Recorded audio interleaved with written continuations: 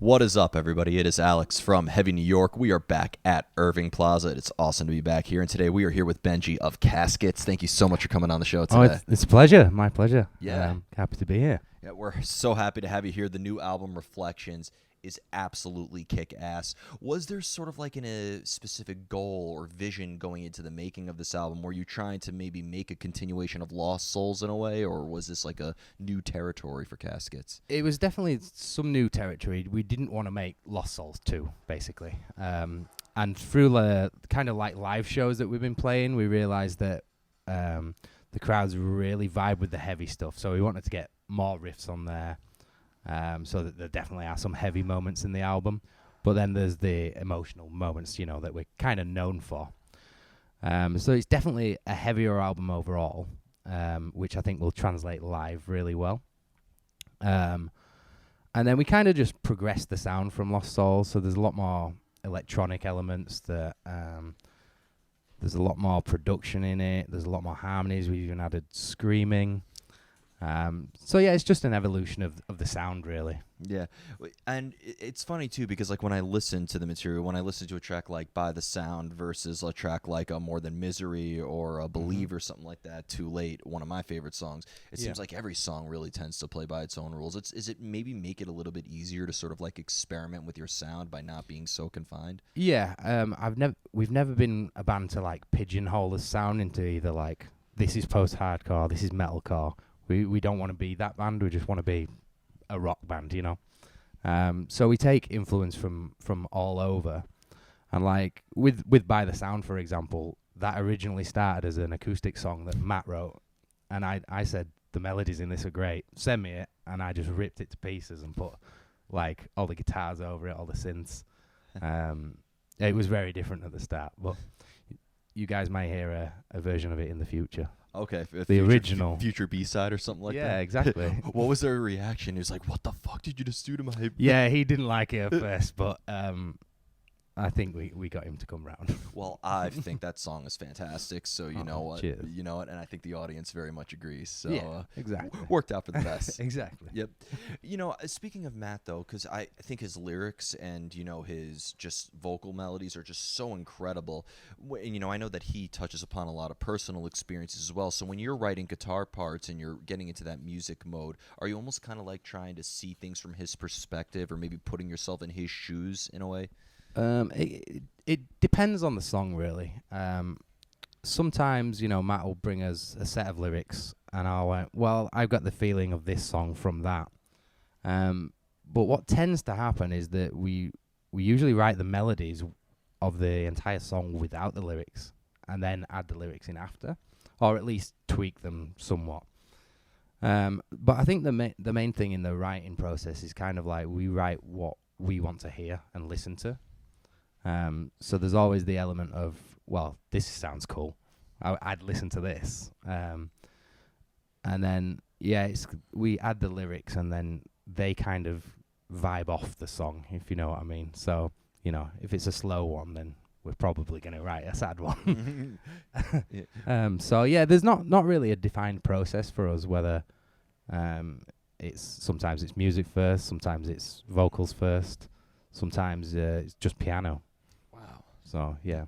And being that the vocal style is so eclectic, this is more like a technical question, but like if you're playing a song where that has more screaming in it, do you feel like you have to adjust the guitar technique to fit the aggressive vocals versus like the clean vocals and so on? Definitely. Like we added, we used a variety of different amps and tones on the album. So, for example, the By the Sound was recorded on like a Marshall, which has a much warmer tone than the rhythm tone for More Than Misery, which was like a diesel. So yeah, it was just fitting the tones of the guitars to the vibe of the song and the kind of like aggressiveness of the vocals or the lyrics and the feel of the song. Yep. There comes the background music. That's why I tell you. Sick. That's why I tell you to hold it close to your mouth. But holy shit, that is loud. Holy hell. Do you want to pause? What? Yeah, 1 second, because they're probably just doing a test. It's front of house tuning the PA. Oh, they're just doing a quick sound test? It'll be tuning the PA, so we'll be doing this for 10 minutes. All right. Yeah. Cool. Maybe we should just move quickly when we're not directly behind that thing. Speaker, yeah. Yep. We will be right back.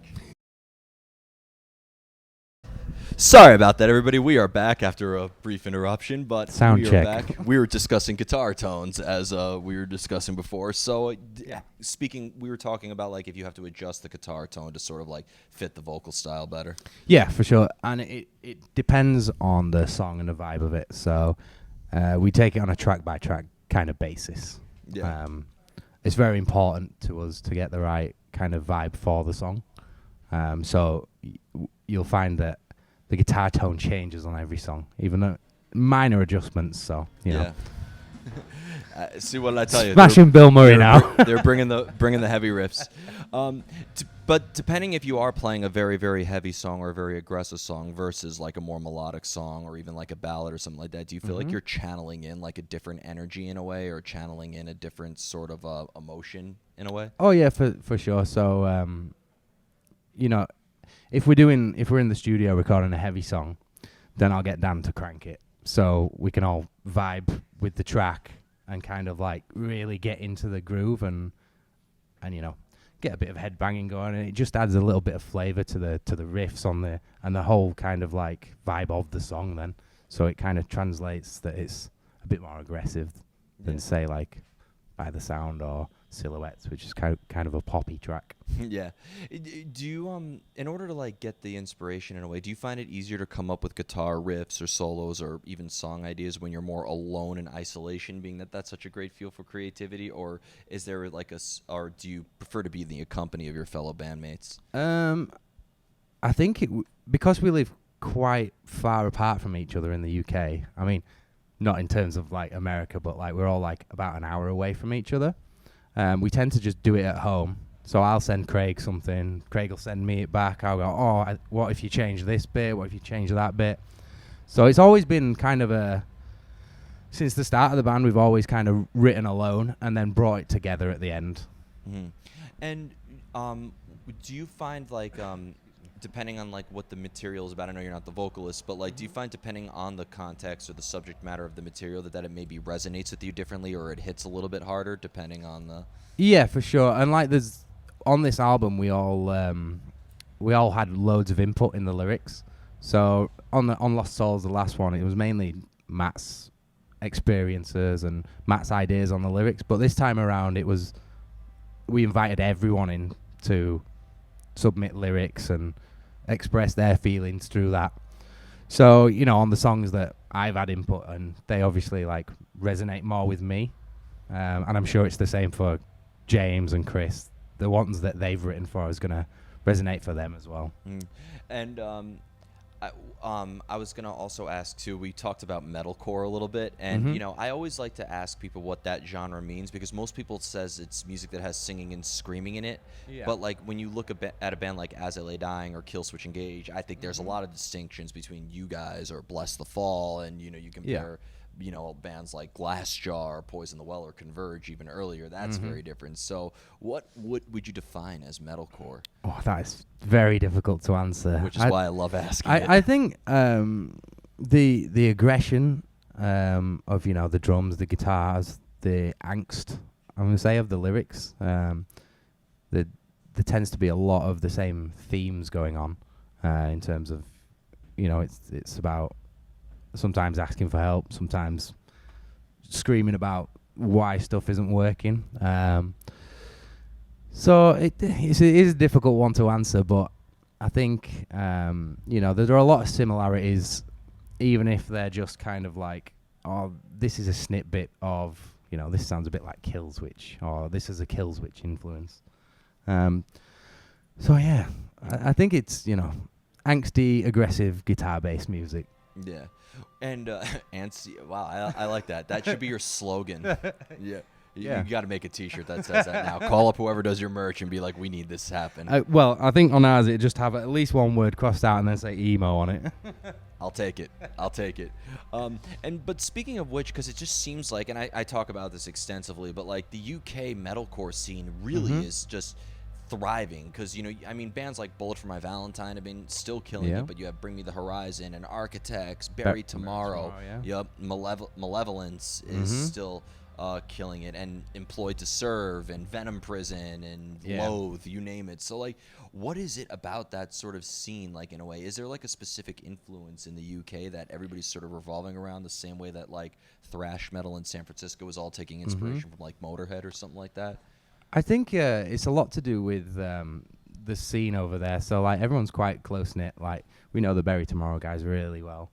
They two of them live in the same town as our drummer, and I think you'll find within the scene that people know each other just from being in previous bands. So it's just like kind of a close knit community, and then once one band starts making it, it's like, oh, we're gonna bring our buddies in so and so, and then they start going on the rise. So it's kind of like a snowball effect. As soon as one band takes hold, the rest kind of go with them. Yeah, and it seems like some that have been around for a while are starting to also get the recognition that they deserve, like Devil Sold His Soul or something like that. So I think it's been really killing it lately. Yeah, they've been going a long time. That new record of theirs, I think it was last year they came out. 2021, I think. Oh, was it? Yeah. No, great record. You lose track doing so many interviews. It was a fantastic interview. Shout out to Devil Sold His Soul. But yeah, and I've always said too, I've said it before, but metalcore is the UK's greatest export, with Massachusetts and Australia also following in your footsteps. From our point of view, it would definitely be Australia. Yeah. Just from being the UK ourselves, it's like Australia are the kings of metalcore. Yeah, there you go. There you go. How do you know when you're finished with the song? A song's never finished until you get the master back in your hand. Yeah. Like, we'll be tweaking up until the week before we send them off for mastering. Oh, really? Yeah. It's Okay. just because you can never make a song perfect. Yeah, I mean, your records, both of your albums sound very polished and like perfect. So I mean, Yeah. I wouldn't change a thing on them. But like, you even mentioned that with By the Sound, we might get like a deep cut or like a B-side or something like that. Yeah, exactly. As well, like there's some stuff on Lost Souls where I'm like, we could have done that a bit better. But I guess that's just down to the mentality of this band. We try and make it the best record we can. So. You mentioned Evolution too, like very early in the interview, Mhm. on our other spot. Down there. But you mentioned evolution, and this is sort of like a interesting like debate. And is like evolution something that you necessarily have control over? Can you dictate your own evolution by engaging with change and stuff like that, or does that just have to come naturally? I think it has to come naturally, but also I think if you're in a band and you'd never want to make the same record twice, so there has to be a progression of sound, and I think the masters of this have got to be Bring Me. Like, they started off deathcore, now they're getting #1 albums, selling out arenas. They've lent more towards the pop sound, but I don't think that's a bad thing at all.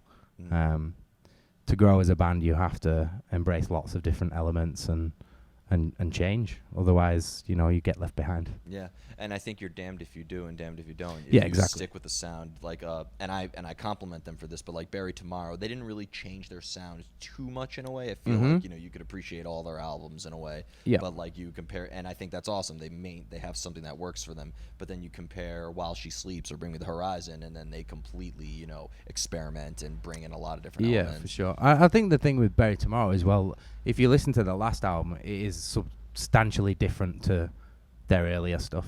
Yeah. It's still got the the riffs and the distortion, but it's got loads of new elements in it as well. And Yeah. I think that to move forward as a band, you have to kind of do that. Yeah, and the same thing goes for inspiration. Can you seek out inspiration for guitar melodies and stuff, or does it just kind of have to happen by accident? You can definitely take inspiration from stuff.